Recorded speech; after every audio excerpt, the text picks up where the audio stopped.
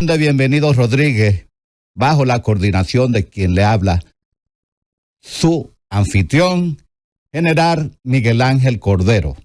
En el día de hoy vamos a tratar el tema, en su programa estelar, el Estado de Derecho versus la gobernanza y la gobernabilidad en un mundo de guerras y conflictos. Y para hablar de gobernabilidad y gobernanza, nosotros nos vamos a referir a un mundo convulso, sumergido en las tinieblas de lo que podría ser una catástrofe global. Pero ¿por qué sucede esto? Porque el ser humano, en su ambición de poder, con sus deseos y sus ansias de medida, de controlar los espacios geográficos, se ha olvidado de que existe un principio fundamental para la buena convivencia pacífica de los seres humanos. Nos referimos a la paz, a la armonía, pero sobre todo al amor, un legado que debe estar consagrado en lo que es el derecho universal como un elemento fundamental para la convivencia pacífica de los estados. Como decía Yuval Noah Harari, ¿cuándo dejamos de ser sapiens para convertirnos en dioses? En ese sentido, los seres humanos nos hemos endiosado y entendemos que la viabilidad de los estados está fundamentada precisamente en nuestro hedonismo, en nuestro fundamento y principio de que somos seres llamados a ser del mundo lo que nos venga en gana. Y eso está matizando lo que es las grandes convulsiones, las grandes revoluciones, las grandes transformaciones de un mundo el cual no construimos y que por el contrario estamos destruyendo. Para hablar sobre este tema debemos hablar de lo general a lo particular y con ello nos vamos a referir en primera instancia qué está pasando en Medio Oriente.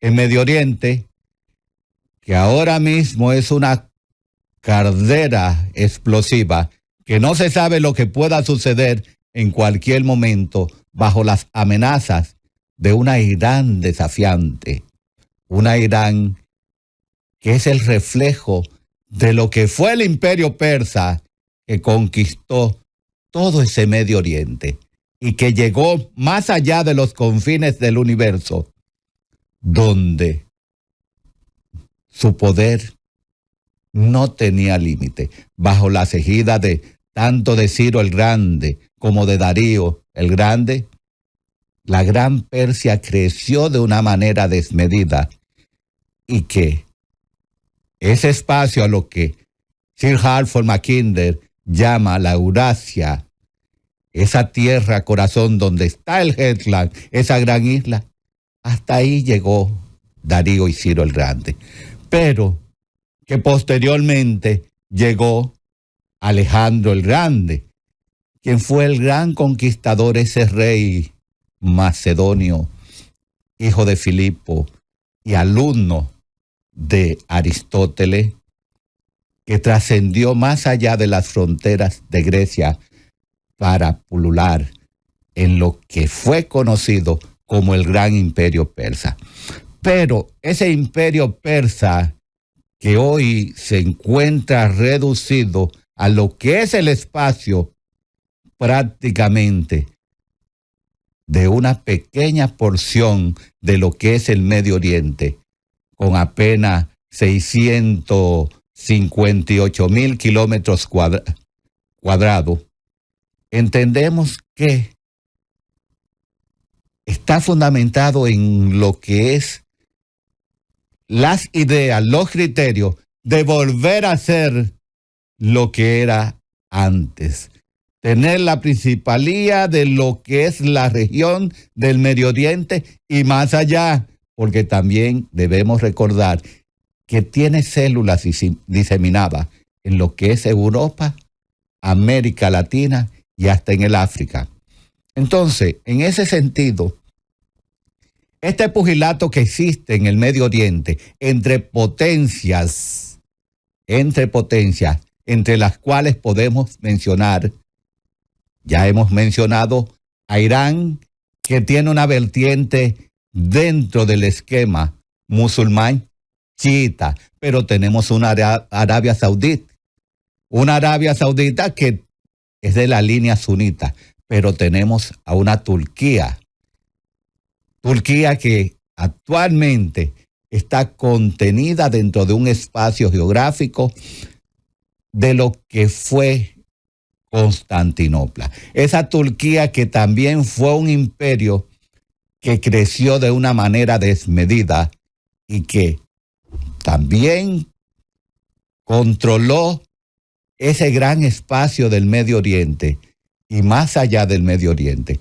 Ya hoy está reducida a un pequeño espacio, pero tiene aspiraciones también de convertirse en una gran potencia, no solo regional, sino también global. En una potencia global mediante la cual pueda regir los destinos en un mundo multipolar que no se acaba de definir porque los diferentes actores de esa, podríamos decir, fuente del multilateralismo, simplemente usan este principio del multilateralismo para sus propios beneficios.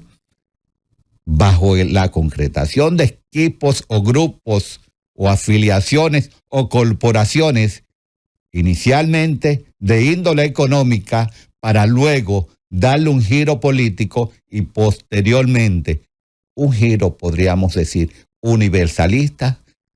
¿Con qué intención?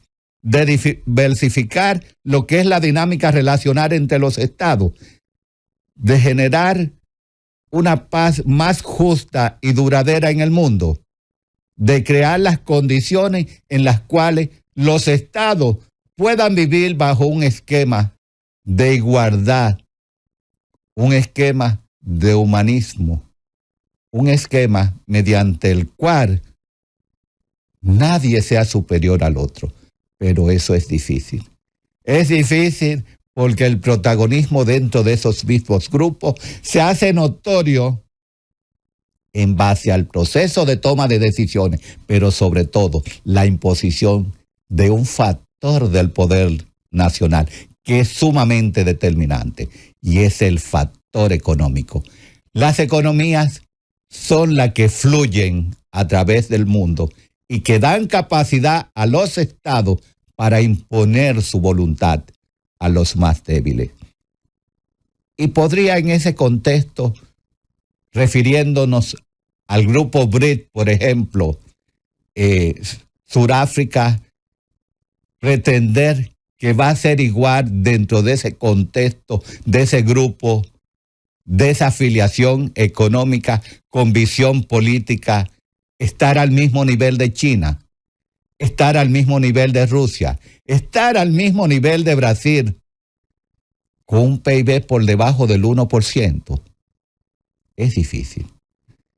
Es difícil, y en ese sentido, los estados, los países que se quieren afiliar y que se van a afiliar a esta organización, podríamos decir que lo están haciendo bajo un esquema de desesperanza aprendida, porque podrían pensar que es un recurso que a la larga le podría favorecer a través de los empréstitos y un proceso de familiarización con una serie de economías emergentes que podría mejorar su calidad de vida y con ello la de sus ciudadanos. ¿Será esto cierto? ¿Será esto real? Es probable, pero para referirnos concretamente a lo que está pasando en esa región del Medio Oriente, todavía se está esperando la decisión de qué sucederá en ese pequeño espacio donde confluyen tantos intereses, donde los estados son los actores fundamentales para la paz o para la guerra. Una paz que hasta el momento no se visualiza, pero que aunque se hagan ciertas acciones políticas para concretarla, cada día se pone más lejos. Después de la muerte de Ismail Haniyeh allá en Irán, que el apartamento, la habitación donde se encontraba descansando, voló, no se sabe todavía si fue por un misil o si fue por una bomba que tenía interna. Y aunque Israel no se ha adjudicado esa acción, tampoco lo han negado, pero sí lo han condenado por este hecho. Y se está esperando una respuesta de Irán. Y esta respuesta de Irán no sabemos cuándo ni cómo vaya a llegar. Será a través de sus grupos proxys. Los hutíes que están en una porción de Yemen, en la capital, en Saná, la cual conquistaron en el año 2014, ¿se atreverán los hutíes de Yemen a atentar contra Israel cuando recientemente le destrozaron uno de sus principales puertos y ha mantenido la tranquilidad? O podríamos decir también el grupo Hezbollah del Líbano. Se encargará Hezbollah, y más después de la muerte del segundo en mando de su grupo, Abbas, se preocupará precisamente después de la muerte de Seker de tomarse esa demanda y bombardear directamente de una manera masiva a Israel. Hay que esperar. ¿Por qué? Porque las autoridades del Líbano no están de acuerdo con que esto suceda. Hay que recordar que en el Líbano el grupo Hezbollah es parte del engranaje político, pero no controla el poder político en su totalidad. Entonces, no hay interés de las autoridades políticas de un enfrentamiento directo con Israel. Pero parece que tampoco Irán quiere un enfrentamiento directo con Israel, porque después de la última andanada de misiles que envió a su territorio y que todos en un 98% fueron interceptados, la pregunta es, ¿sucederá lo mismo ahora? ¿Van a interceptar todo lo que le enviemos? Ahora, la gran pregunta es, ¿cuál será la respuesta de Israel? Porque ya Israel ha adelantado, de hecho, de que va a responder de una manera desmedida. Cualquier ataque de Irán va a tener una respuesta contundente. ¿Habrá frenado esto las intenciones de un Irán desafiante que no quiere un Israel en la zona del Medio Oriente? Es probable, pero también hay que analizar desde un contexto geopolítico cuál es la realidad de Irán. En Irán hay una crisis tremenda en el factor social. La inflación alta. Se está pasando demasiado, podríamos decir, una sociedad con una incapacidad para sostenerse por sí misma. Un Estado incapaz de resolver los problemas sociales, pero con diferencias políticas también por igual. Es probable que estos análisis internos hayan evitado que hasta el momento se tome una decisión inconsciente, desproporcionada y desajustada a lo que es la realidad interna para no agrietar más las diferencias en el ámbito político, económico y social.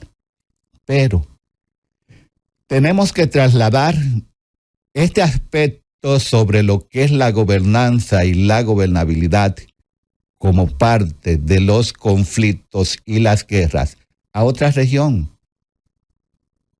El conflicto Rusia-Ucrania.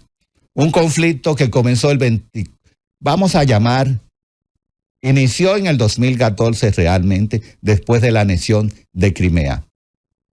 Pero en su segunda fase, vamos a hablar oficialmente de la operación militar especial de Vladimir Putin, que se inició un 24 de febrero del año 2022, donde penetró por diferentes ámbitos, por diferentes áreas, a lo que fue la Ucrania soberana.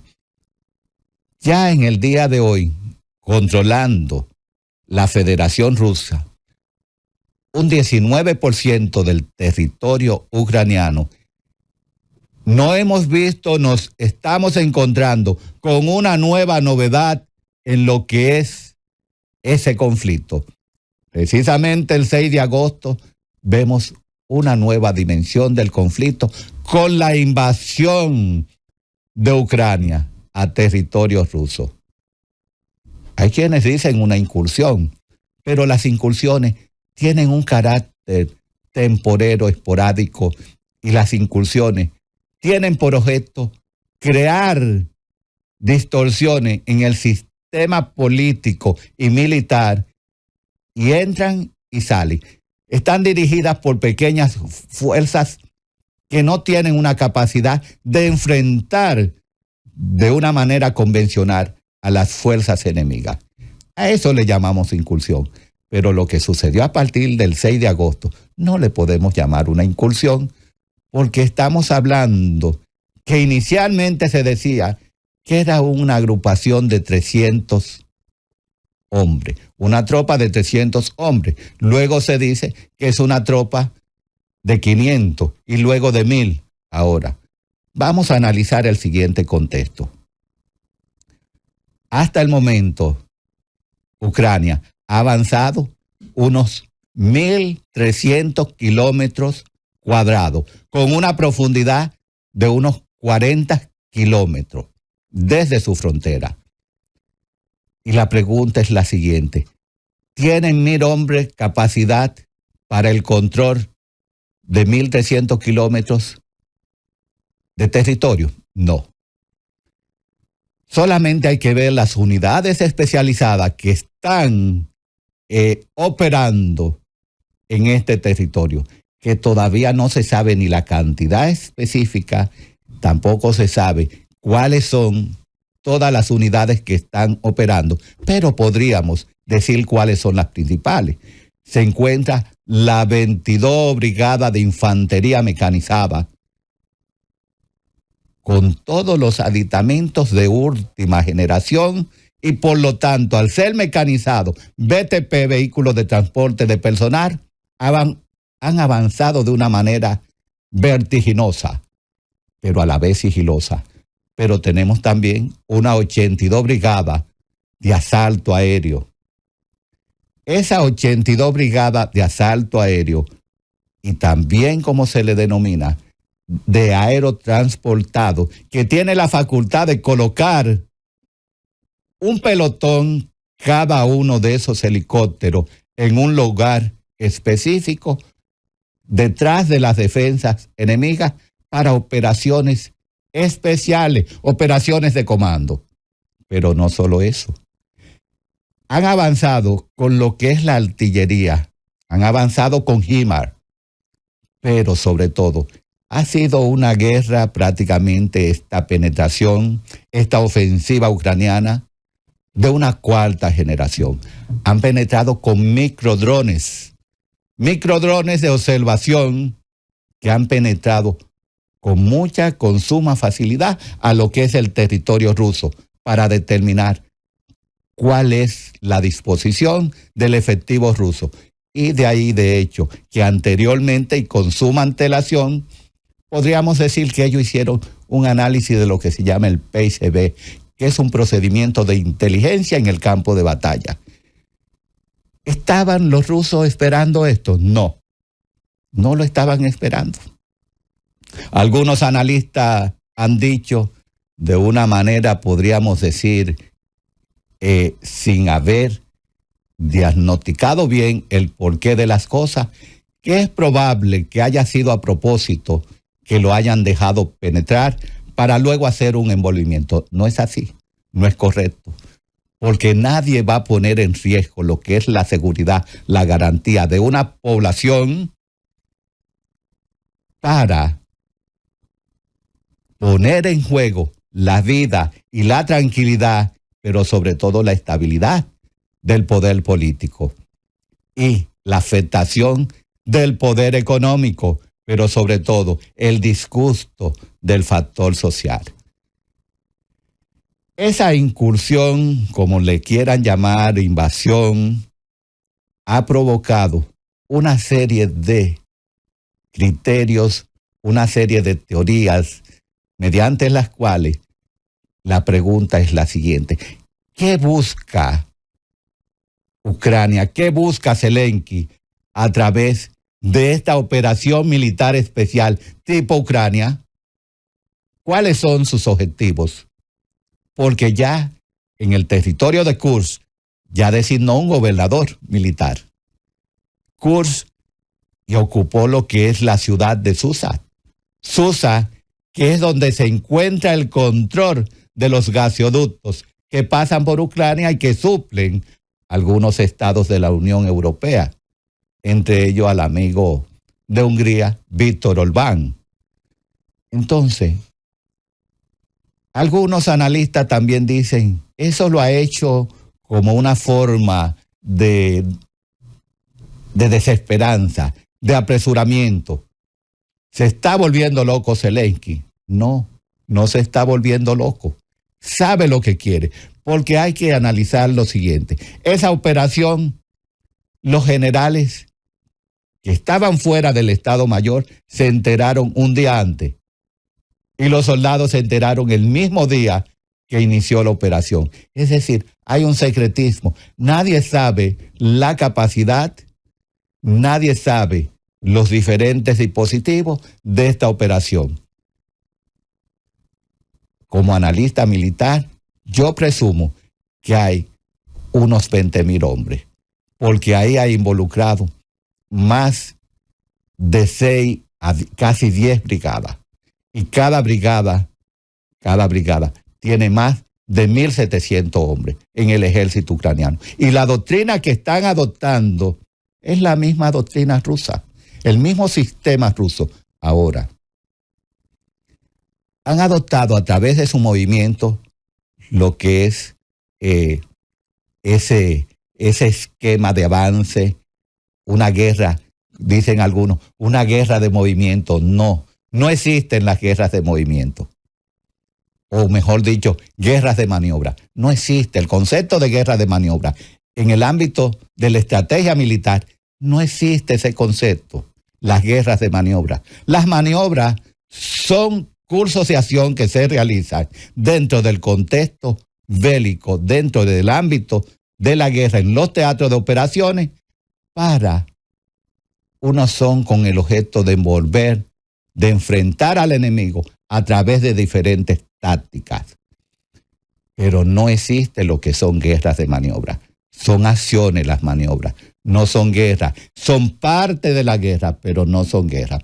Pero en el ámbito al que nos referimos, en ese contexto de la invasión de Ucrania a Rusia, podríamos decir que los objetivos de el presidente Zelensky podrían ser retener la mayor cantidad de terreno para luego, en noviembre, que no se sabe lo que pueda suceder en Estados Unidos, sentarse en una mesa de negociaciones, cambiar territorio por territorio. Pero hay que ver lo que representa lo que es la región de Kursk. Debemos recordar que la región del Kursk es un bastión de nobleza cultural e histórico de lo que es Rusia. ¿Por qué? Porque ahí se celebró una gran batalla de acorazado con el ejército nazi, donde Rusia salió victoriosa en la Segunda Guerra Mundial en los años 40. Entonces, ese espacio geográfico, algunos han dicho que podría ser el Vendún de lo que es Rusia. Podría ser el Vendún. ¿Qué fue la operación Vendún? Fue una operación mediante la cual los alemanes sitiaron prácticamente a los franceses en un territorio Vendún que era histórico, significativo. Y ahí eso fue una carnicería. ¿Por qué? Porque los territorios que son históricos, que son culturales, tienen un significado como principio fundamental de que es parte del sentimiento nacional, es parte de su identidad. Y en el caso de Kursk, que podría convertirse en el Vendún de Rusia, los rusos, para recuperar este territorio, van a hacer lo que sea. Va a ser una carnicería. Van a enviar fuerzas en una correlación de un 8-1 por lo menos. Que se está esperando también que deslocalicen las fuerzas que tienen en el sur, allá en Donetsk. Es probable, porque lo que se está buscando a través de esta operación dirigida y esquematizada por fuerzas de élite del ejército de Ucrania es que Rusia tome sus fuerzas con capacidad ya entrenada y la dirige a esa zona. Ya de hecho lo está haciendo, pero hasta el momento lo que está enviando son refuerzos de las reservas ubicadas en ciertos lugares del interior de Rusia, pero que no tienen ese entrenamiento, esa capacidad de combate como las que están ahora mismo afianzadas en lo que es el Donetsk. Que, como dicen, también se dice que es una forma de Ucrania generar un colchón que proteja a su ciudad de Sumy. Sí, es cierto, porque en Sumy ha sido bien atacado, bien diezmado por lo que es el ejército ruso.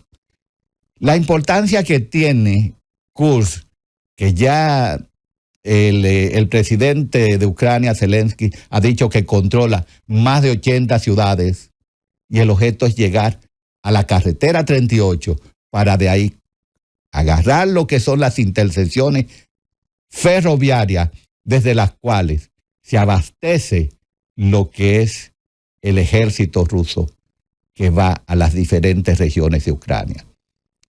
Que hay una proximidad por igual a lo que es la planta nuclear de Kursk, que está apenas a unos 30, 40 kilómetros desde donde tiene sus posiciones establecidas ya el ejército de Ucrania. Y este ejército ucraniano es probable que llegue a esa planta nuclear, que está ahora mismo siendo defendida y protegida de una manera, podríamos decir, principal, porque de tomar esta planta ya prácticamente consolidaría el ejército de Ucrania otro espacio vital. Pero vamos a dejar lo que es el conflicto de Rusia-Ucrania y vamos a trasladarnos a lo que es Latinoamérica. Latinoamérica, que en el día de ayer sábado pudimos ver una gran manifestación a favor de lo que es esa población venezolana que fue defraudada, que fue engañada, que le fue arrebatada sus esperanzas un 28 del mes pasado, un 28 de julio, a través de un gran fraude electoral, donde ese gran zar de Venezuela, pues entiende que debe dirigir los destinos de una nación que no lo quiere. En el día de ayer hubo una concentración y una protesta masiva en más de 300 ciudades en el mundo.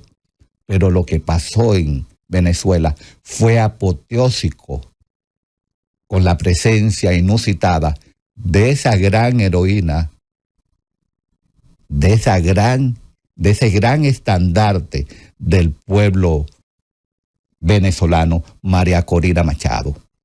María Corina, que está nominada a lo que es el Premio Nobel de la Paz, ha sido lo que se podría decir la espina en el zapato derecho de Nicolás Maduro. Un Nicolás Maduro que pretende quedarse en el poder sin importar las consecuencias, con un equipo de militares, de generales, que también están obstruidos cognitivamente por las ansias del poder.